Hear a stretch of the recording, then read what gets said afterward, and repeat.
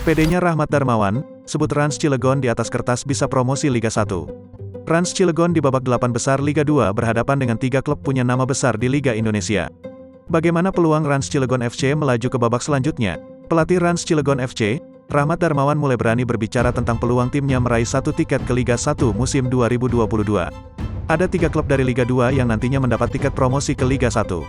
Hamka Hamzah CS berada di grup X di babak 8 besar yang dihuni Rans Cilegon FC, Sriwijaya FC, Persis Solo, dan Persiba Balikpapan. Meski dikepung 3-3 besar, Rahmat Darmawan dilansir dari Tribun Banten, menyebut peluang Rans Cilegon cukup terbuka. Menurut RD, di atas kertas Rans Cilegon bisa saja promosi. Hanya saja sepak bola bukan hitung-hitungan di atas kertas.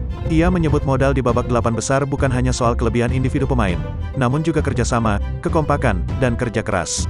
RD melihat kekuatan Rans Cilegon FC dengan para pesaingnya di 8 besar cukup setara.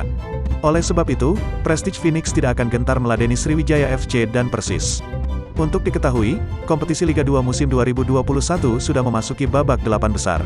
Sebanyak 8 tim sudah memastikan lolos. Sementara Presiden Rans Cilegon FC, Rufi Ardian, mengatakan semua tim yang lolos ke babak 8 besar Liga 2 2021 adalah tim hebat.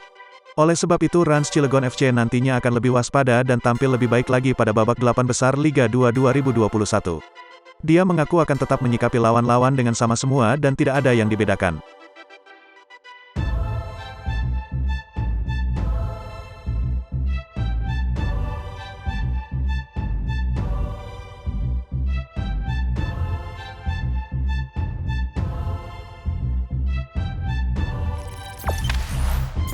Jangan lupa subscribe, share, komen, dan like ya!